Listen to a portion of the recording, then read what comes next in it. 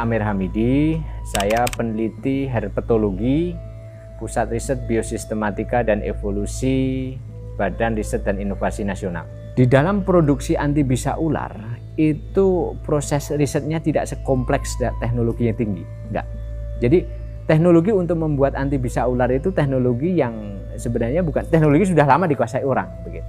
Dan kita membuat pun juga bisa. Thailand dulu pada saat belum membuat itu juga belajarnya ke Bio Farma begitu. Cuman memang dalam produksi, ini kan ada kata produksi. Kalau di Thailand itu ada support dari raja, kerajaan langsung. Di mana kalau support dari kerajaan langsung itu ya harus dilaksanakan dan karena raja dan permaisurinya itu sangat concern terhadap petani-petani yang kegigit ular di desa, sehingga kerajaan langsung lah yang membuat itu. Ya, jadi kerajaan membuat di situ. Nah, kalau di kita produsen pembuat itu bukan di risetnya loh, itu kan di hilirnya di Bio Farma yang punya otoritas untuk membuat di situ. Nah disitulah ya long prosedur itu ada di situ. Jadi harus melalui Kementerian Kesehatan dan lain sebagainya menjadi prioritas, baru bisa dibuatkan di situ. Regardless dengan segala macam kasusnya misalnya. Yang kedua juga ya dalam Thailand itu produksi anti bisa ular pun ya tidak memang, ya mereka sudah mungkin bisa mengcover dari semua gigitan yang ada di, tapi mereka juga pengen ekspor karena memang kan kebutuhan di Indonesia juga besar gitu, dan Indonesia belum menyediakan dan ada kasus di Indonesia gitu loh, why not akhirnya gitu. Tapi memang prosedur itunya kan harus melalui izin tertentu ya yang harus dilaksanakan itu. Nah, bagaimana riset bisa mendukung ke sana? Riset yang dilakukan ya, kita sebelum memproduksi anti bisa ular, kita kan harus punya data awal. Data itu didapatkan dari riset. Riset ada dua macam ya, bahkan tiga saya kategorikan. Riset komposisi fenom dulu, ya riset komposisi fenom. Kemudian riset pendataan kasus gigitan ular per jenisnya, per tahunnya berapa, sehingga akan tahu prioritas mana, ular mana yang akan dan berapa banyak. Ya kan, kalau kita mau produksi dan itu perusahaan, nah Bio Farma itu kan perusahaan pemerintah ya, jadi pasti harus ada analisis marketnya. Setahun itu berapa, ularnya apa, dan berapa orang kegigit, sehingga dia bisa memperkirakan produksi tahunannya berapa begitu.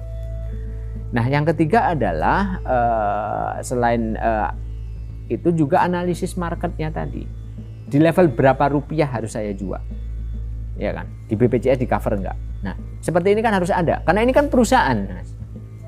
Nah, ini harus disuplai dengan data.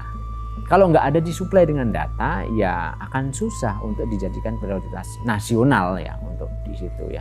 Kita bicara prioritas nasional aja belum, karena gigitan ular itu di dunia juga masih dianggap sebagai neglected disease. Kalau vaksin kita jelas prioritas nasional, ya, apapun kalau udah vaksin semua orang akan ke sana. Nah, BRIN bisa memerankan posisi tadi. Jadi kita punya 77 jenis ular berbisa itu. Coba deh kita petakan. Thailand tuh berapa jenis ya antifenomnya, cuman sekian puluh jenis ya. Tapi mereka ada gitu, dan mereka punya hulu risetnya juga. Coba kita bisa metakan dari 55 jenis ular berbisa itu, karakter fenomnya seperti apa, komposisi proteinnya seperti apa. Jadi sebelum riset anti bisa ular itu kan kita petakan dulu nih komposisi proteinnya. Ya. Setelah komposisi proteinnya dipetakan, berapa yang mengarah ke level neurotoksin. Jadi dari komposisi protein aktif itu ya, itu kan bisa mengarah ke merusak ke saraf atau merusak darah ya. Berarti kalau saraf berarti neurotoksin ya. Kalau darah dia hemotoksin nih. Nah, itu saja kan itu sebagai riset dasar dulu. Yang kedua, analisis LD50-nya. Jadi ketika kita menggunakan mencit ya, itu tingkat kematian mencit terhadap bisa ular itu seberapa ya. Nah, udah kepegang itu sebagai informasi dasar utama untuk pembuatan anti bisa ular. Kemudian yang juga tak kalah penting ya, selain LD50, teknologi crude fenomnya. Fenom ini kan harus diproduksi. Fenom itu didapatkan dari ularnya ya. Jadi ular berbisanya di milking itu diambil fenomnya. Nah, fenom ini kan harus diawetkan. diawetkan itu dalam, kalau ini dalam cair terus kan rusak ya, jadi harus dibuat kristal. Dari kristal harus dimurnikan ya. Nah, teknologinya bisa masuk di situ begitu. Termasuk dalam penyediaan ularnya. Karena ular ini kan satwa liar. Dia dalam mendapatkan ular kan harus juga legal dong.